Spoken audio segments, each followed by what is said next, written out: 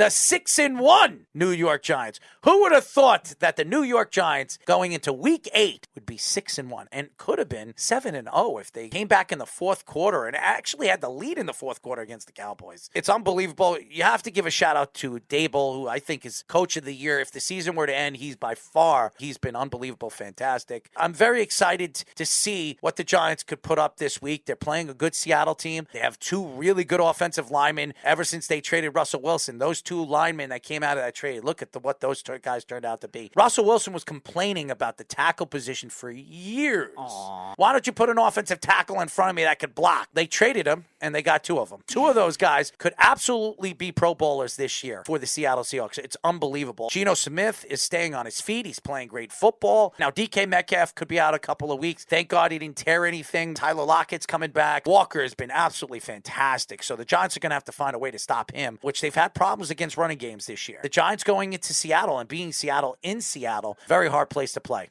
Absolutely, and I think that's the toughest matchup when you look, especially the outside run defense. The Giants have had a lot of trouble this year, even against guys that are older running backs or not as good of running backs that don't have that kind of cutback ability. And Kenneth Walker has really shown a very complete running style. And Kenneth Walker has also done it, too, against a lot of good run defenses, too. You look at the Saints, who've been a consistently top 5 run defense. They're a little down this year, but had a big game against them. Yeah, the Chargers aren't a great run defense, but Kenneth Walker has been really carrying that offensive load, even comparison to the receivers. Now, Geno Smith played well. Tyler Lockett's on one week, off the next, and same thing with Metcalf. And the Giants are going to have to try to wait at least to contain it where they don't have the same kind of efficiency on the outside. And that'll be a big test for Wink Martindale. Maybe he has to do some more overload blitzes, have 2 guys rushing on the same side, and kind of guess at this point because Kenneth Walker and those tackles are really just dominating. Charles Cross and Abraham Lucas have both been fantastic. Russell Wilson, you're complaining about getting some tackles. Maybe he's training for the high knees for him to play offensive line at this rate. It's unbelievable what this offensive line is doing for Seattle. Seattle's weakness all those years was their offensive line. Now it's one of their strengths. Who would have thought that? And now with 2 dominant tackles, you can run the ball. You can run it behind Cross, who, by the way, was a guy that was very good at stopping the pass rush, but not a running tackle. He has become more of a full-fledged running tackle. It's been really fun to watch the development of Charles Cross. Their offensive line is ranked in the top 10. And Russell Wilson sitting behind one of the worst offensive lines in football. And yet it's still better than a lot of the ones he had in Seattle, so I don't even know why he's complaining. He's a complainer. Trying to wake his teammates up by doing workouts. Russell Wilson needs to worry about his game on the field, not the game off the field. Don't worry, he might lose his coach soon. The New York Giants made a trade the other day, trading away Kadarius Toney to the Chiefs for a 3rd round and a 6th round pick. This guy, 1st round draft pick for Gettleman. He couldn't stay healthy for the last 2 years. I think Daboll just quit on him. That's why they drafted Wan'Dale Robinson, and there's a different type of player that they're looking for. I don't believe Kadarius Toney is the guy. Now, he goes with the Chiefs. Patrick Mahomes, he has another weapon. I believe this guy, Kadarius Toney, is going to be a star over there. But the Giants think that they can move forward with what they have, and if it ain't broke, don't fix it. It's been fantastic watching Daboll coach this team. It's just a great transition of what this team is and what this team could be by the end of the season. Now, do I think the Giants are going to be 16-1 this year? No, I don't. I think the Giants will go on a losing streak, but it's unbelievable what they're doing right now. Really, what Daboll is doing as a head coach with no weapons on the wide receiving end. Don't tell me Robinson is a guy that you would want on your team because he's more like a 3rd guy. Shepard's out for the season. Bellinger out 4 to 6 weeks. Daniel Jones, I told the Giant fans never to quit on this guy, and he is finding a ways to win in the fourth quarter. He's the only player right now that's come back in the second half in almost every single one of his games. It's miraculous. And this could change everything. This could change the thoughts of who he is as a quarterback for the fans, and Daniel Jones getting his new contract. I'll give him his 5th-year extension, but Daboll is the quarterback whisperer. If there's a guy that can fix Daniel Jones, it's him. He fixed Josh Allen. He understands the quarterback position so very well. I think Daniel Jones has been unbelievable. Any Giant fan not happy with Daniel Jones, then shame on you. Daniel Jones, here's a fun fact. Daniel Jones tied with Breece Hall for the most 10-yard runs in the league this season. I think he's only trailing Nick Chubb, Saquon, and Lamar Jackson. Like, that's how good he's run the ball very well. He's also been throwing the ball efficiently, too. Turnover ratio was a big problem for Daniel Jones last year. Progressively throughout the season, it's gone down in every game where he's being very accurate,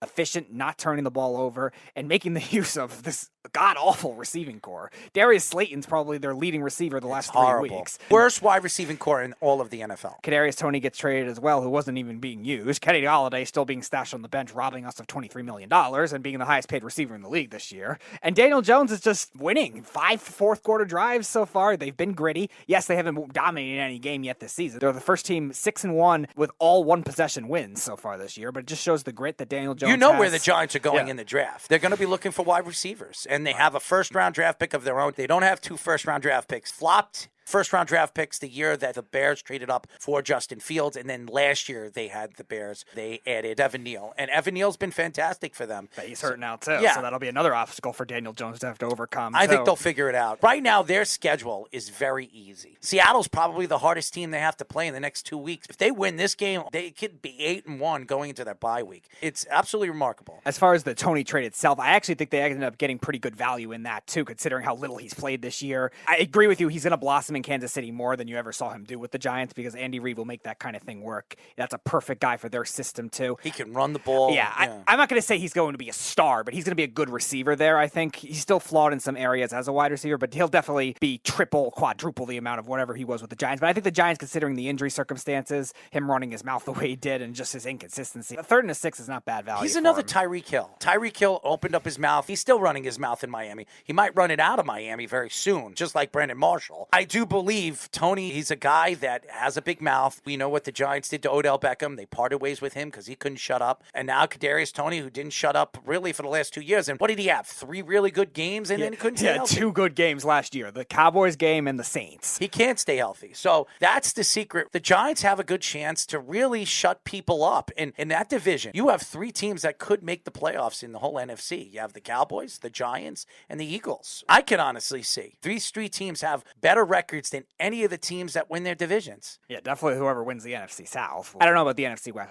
I still think San Francisco will end up being better than the Giants and the Cowboys. That's why this is such an important game for the Rams in San Francisco. One team is 3-4, the other team is 3-3. It's such a very important game for the Rams because they want to make the playoffs. In San Francisco, if they lose this game, they're 3-5, and they're playing Chase again. And they don't want to play Chase when you have the Cowboys pulling away, you have the Giants pulling away, Seattle pulling away. It's crazy. And Arizona is getting hot. Hopkins gave him a little pizzazz last week. Hopkins, 10 catches, 100 and some odd yards. Hopkins was the elite wide receiver in the league for the last 5 years before he got caught with steroids. I still believe that he is elite. Top 5 wide receiver. And you could see the difference of that offense when he's in the game. They're going to be scary now that Kyler Murray has a player to throw to. Are you ready for the 3-for-all picks of the week, Speed? Yeah, let's do it. All right, let's go to that aforementioned Arizona-Minnesota game as our first one. The over-under for this one is 49. Yeah, I'm going to take the Vikings here. I think it's going to be a close game. Arizona, I definitely will move the ball down the field. I agree with you. I think Hopkins will have a big game in this one, another 100-yard game. The Vikings' outside corners have really had issues so far this year. Patrick Peterson, kind of a revenge game for him, but definitely looks old. And Cam Dantzler was more of a Zimmer pick, and he definitely doesn't look like great outside. They need to trade for something at the trade deadline. But the problem is Arizona's had too many issues in the red zone, and I think that'll end up costing them. I think they'll end up setting them for field goals. No James Conner in this game. Eno Benjamin did run well last week against the Saints, but Minnesota's been very well stopping the run this year and rushing the passer. So I'm going to take the Vikings, and I definitely will take them on the over. I see a lot of yards in this game. I got Minnesota, too. Who's going to stop Justin Jefferson? I don't think there's anybody on Arizona that could do that. Their safety play was supposed to be good. Haven't really done anything this year, especially in the middle of the field. I just think that Minnesota is better. I think they have a better offense. I think they have better weapons. And I think Kirk Cousins in this particular game will outplay Kyler Murray. Not in fantasy, but in the regular game. So give me the Minnesota Vikings on the over. All right, next game, the Green Bay Packers at the Buffalo Bills. The over-under for this one is 47. This one is a very tight spread. I think Buffalo is going to cover the big, massive spread they had the first time Aaron Rodgers is a double-digit underdog in his career. The question is, are the Packers going to be able to cover that kind of thing? I'm definitely taking Buffalo in this game. The Packers defense has been, along with the Saints, the most underwhelming in the league so far this year. I even think David Singletary will run the ball nicely in this game as well. And that Bills defense against that no-weapons Packers offense, I think it'll be hard. I'm going to go with the over here, but I think it's going to be close. I'll take Buffalo on the over. Oh, I've got Buffalo too. It's going to be a fun game. Green Bay will put up the points. Aaron Rodgers will try to show everybody off, but in the long run, I've got the Buffalo Bills on the over.